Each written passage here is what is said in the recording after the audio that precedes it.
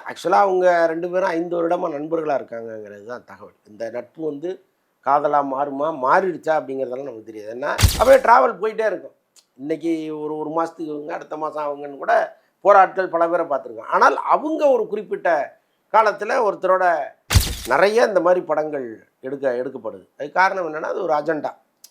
இந்தியாவில் வந்து எல்லா மாநிலத்திலையும் நம்முடைய கொள்கையை கொண்டு போய் சேர்க்கணுங்கிறது அவங்களுடைய அஜெண்டாவாக இருக்குது.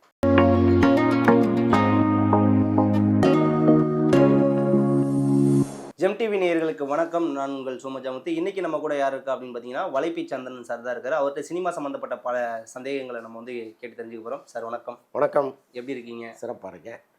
இப்போ வந்து இசையமைப்பாளர் அனிருத் அவர் வந்து காவ்யா மாறன் அவங்கள வந்து காதலிப்பதாகவும் பல ரூமர்ஸ் வந்து கிளவிட்டு இருக்கு.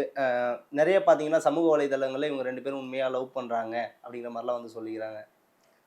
ஆக்சுவலாக அவங்க 2 பேரும் 5 வருடமா நண்பர்களாக இருக்காங்கங்கிறது தான் தகவல். இந்த நட்பு வந்து காதலாக மாறுமா, மாறிடுச்சா அப்படிங்கிறதெல்லாம் நமக்கு தெரியாது. ஏன்னா இப்போ நம்ம வந்து அவங்கள ஃபாலோ பண்ண முடியாது. புரியுதா உங்களுக்கு? இப்போ சினிமா ஒரு நடிகையோ நடிகரோ இருக்காங்க அப்படின்னா நம்ம தெரிஞ்சிடும். யாரோ ஒரு டெக்னீஷியன் வந்து படப்பிடிப்பில் அவங்கள நோட் பண்ணுவார், பார்ப்பார். அல்லது இந்த கூட ட்ராவல் பண்ணுறவங்க யாராவது ஒருத்தர், சார் உங்களுக்கு விஷயம் தெரியுமா அப்படின்னு நம்மகிட்ட சொல்லுவாங்க. அதுமாரி பல விஷயங்களை நம்ம வந்து வெளிப்படுத்திடுவோம்.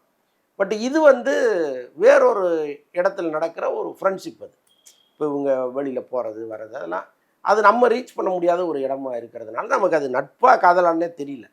ஒரு ரூமராக போயிட்டுருக்கு. நீங்கள் சொல்கிற மாதிரி அது ரூமராக இருக்குது. அது வந்து நிஜமாக இருந்தால் கூட நல்ல விஷயந்தான். ஏன்னா இப்போ அனிருத்தும் வந்து இன்றைக்கி தமிழ் சினிமாவில் ஒரு மிக முக்கியமான இசையமைப்பாளராக இருக்கார். அவங்களும் வந்து இந்த மாதிரி ஒரு கலைத்துறையில் ஒரு ஆர்வம் உள்ளவங்களாக இருக்காங்க. ஸோ அப்போ அந்த அவங்க இணைந்தால் நல்லா தான் இருக்கும். அது இணைவாங்களான்னு நமக்கு தெரியாது. நான் சொல்கிறேன், ஒரு பொதுப்படையாக பார்க்கும்போது நல்ல ஜோடிகளாக தானே இருக்காங்க அப்படின்னு தோணுது. ஓகே. அனிருத் அப்படின்னாவே வந்து அனிருத்துக்கும் காதலுக்கும் சம்மந்தமே இல்லை அப்படிங்கிற மாதிரி ஒரு சிலர் வந்து சொல்லிட்டு இருக்காங்க. அவர் லவ் பண்ணால் அது செட் ஆகாது அப்படிங்கிற மாதிரிலாம் வந்து நிறைய பேர் வந்து சொல்கிறாங்க. அப்படி இல்லை, சொல்ல முடியாதுங்க. யாரோ ஒருத்தர் லவ் பண்ணி எப்படியாவது நீங்கள் கல்யாணம் பண்ணி இல்லற வாழ்க்கைக்கு போய் தானே ஆகணும்.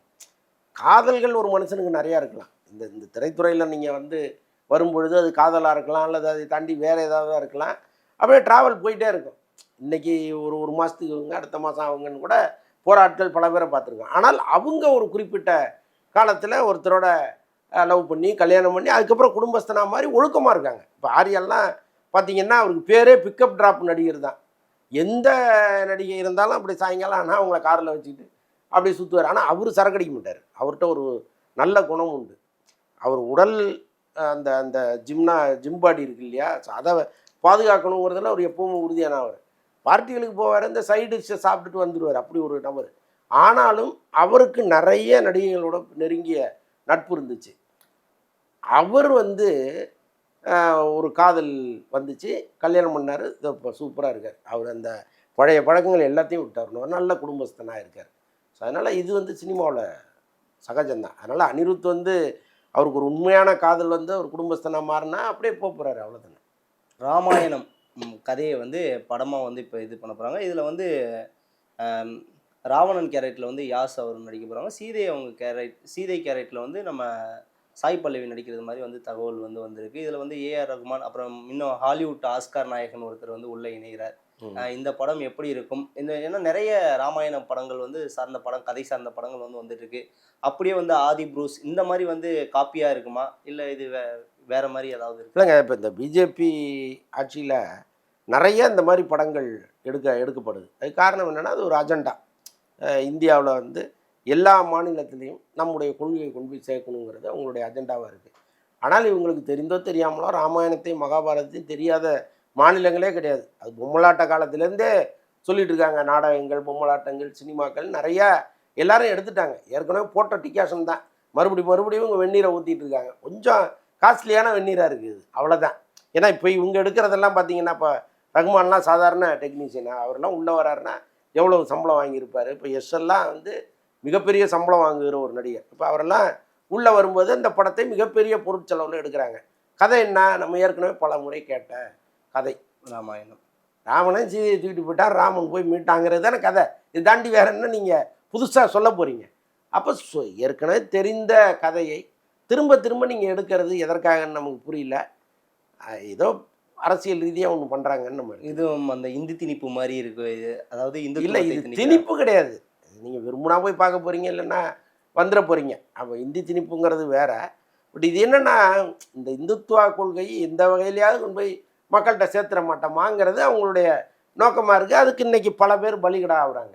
இப்போ ரகுமானே அந்த படத்துக்கு மியூசிக் பண்ணுறாருன்னா போய் யோசிச்சு பாருங்களேன். இப்போ ரகுமானையும் வந்து இவங்க சரி கட்டி தானே வச்சுருக்காங்க. அவர் என்ன ராமாயண கதையா அதுவும் இந்த காலகட்டத்தில் எடுக்கிறீங்களா? அப்போ நான் பண்ணலன்னு அவர் சொல்லல, ஏன் சொல்லலை? இப்போ அவருக்கு ஏதோ ஒரு நெருக்கடி, அப்போ அவர் பண்ணுறாரு. இப்போ ஏற்கனவே பார்த்து பார்த்து சலித்த கதைகளை மீண்டும் ஏன் பார்க்கணுங்கிறது தான் நம்ம கேள்வி. இதே வந்து இதிகாசங்கள் புராணங்களில் நிறைய நல்ல விஷயங்களும் இருக்குது. இப்போ நம்ம இதுலேயே திருத்தொண்டர் புராணம் இருக்குது. அதில் போனீங்கன்னா நிறைய சிவனடியார்கள் கதையெல்லாம் இருக்குது. அதெல்லாம் எடுத்திங்கன்னா அவ்வளோ இன்ட்ரெஸ்டிங்காக இருக்கும். கொரியரையே கண்டுபிடிச்சிருக்கிறார் ஒருத்தர். ஒரு சிவ தொண்டர் வந்து ஒரு சிவ பக்தர் ஒருத்தர் விருதாச்சலத்தில் வந்து இறைவன்கிட்ட பவுனை வாங்கிட்டு அங்கே உள்ள குளத்துல போட்டு திருவாரூர் குளத்துல வந்து எடுத்துருக்கிறார். வழியில் திருட்டு பயமாக இருக்கும் அப்படின்ட்டு. அது எப்படி அங்கே போட்டு திருவாரூருக்கு வந்துச்சு? அப்போ இந்த கொரியரு தபால் சர்வீஸை அன்னைக்கே ஒரு ஆள் ஆரம்பிச்சிருக்காரு. அப்போ இந்த மாதிரி நிறைய இன்ட்ரெஸ்டிங்கான கதைகள் திருத்தொண்டர் புராணத்திலே இருக்குது. ஆனால் அதெல்லாம் அவங்க சொல்ல மாட்டாங்க. ஏன்னா அது தமிழ் சார்ந்த விஷயம், அதை கொண்டு வர மாட்டாங்க. ராமாயண மகாபாரதத்தை இன்னும் 1000 வருஷத்துக்கு எடுத்துகிட்டே இருப்பாங்க. ஓகே சார், நிறைய சிறப்பான தகவல்களை வந்து எங்களுக்கு சொன்னீங்க. மீண்டும் இன்னொரு நிகழ்ச்சியில் வந்து சந்திக்கிறேன் சார். நன்றி. நன்றி.